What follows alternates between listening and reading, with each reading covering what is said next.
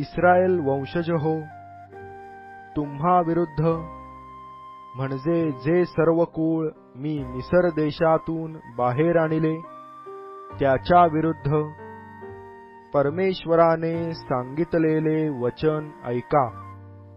ते असे, भूतलावरील सर्व कुळात केवळ तुमच्या बरोबरच मी परिचय केला, म्हणून तुमच्या सर्व दुष्कृत्यांबद्दल मी तुमची झडती घेईन। पूर्व संकेत केल्याशिवाय दोघे जण एकमेकांबरोबर चालतील काय? पारध नसल्यास वनात सिंह गर्जना करीतो काय?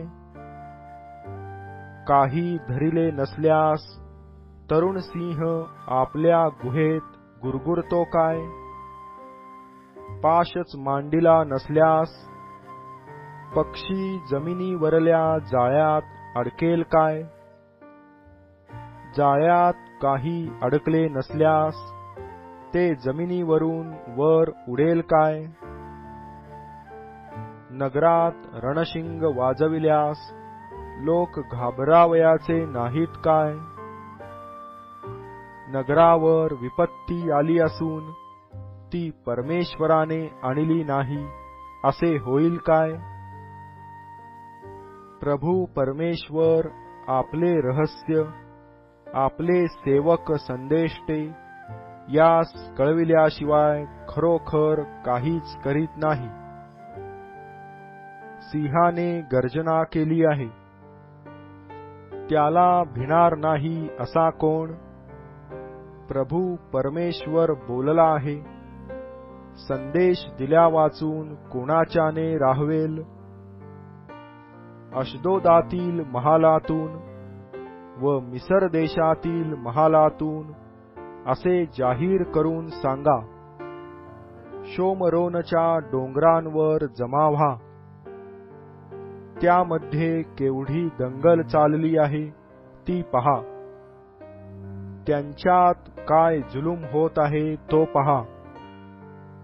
परमेश्वराचे असे म्हणणे आहे की हे जे आपल्या महालात बलात्कार व विध्वंस यांच्या योगे धनसंचय करीतात, त्यास सरळ आचरण करण्याचे ठाऊक नाही। ह्यास्तव प्रभू परमेश्वर म्हणतो, तो पहा शत्रू, तो देश घेणार, तो तुझे बल हरण करणार व तुझे महाल लुटणार। परमेश्वर म्हणतो, जसा मेंढपाळ सिंहाच्या तोंडातून 2 तंगड्या अथवा कानाचा एखादा तुकडा बचावितो, तसे पलंगाच्या कोपऱ्यात रेशमी गादीवर बसणारे इस्रायलाचे वंशज आपला जीव वाचवितील। हे ऐका व याकोबाच्या घराण्याविरुद्ध प्रतिज्ञापूर्वक सांगा, प्रभू परमेश्वर सेनाधीश देव म्हणतो, ज्या दिवशी इस्रायलाच्या घराण्याचा त्यांच्या अपराधांबद्दल मी समाचार घेईन, तेव्हा बेथेलाच्या वेद्यांचा समाचार घेईन। वेदीची शिंगे तोडिली जाऊन ती भूमीवर पडतील।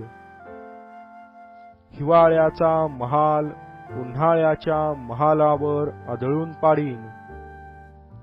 हस्तिदंताने मढविलेली घरे नष्ट होतील, बहुत घरे नाहीतशी होतील असे परमेश्वर म्हणतो।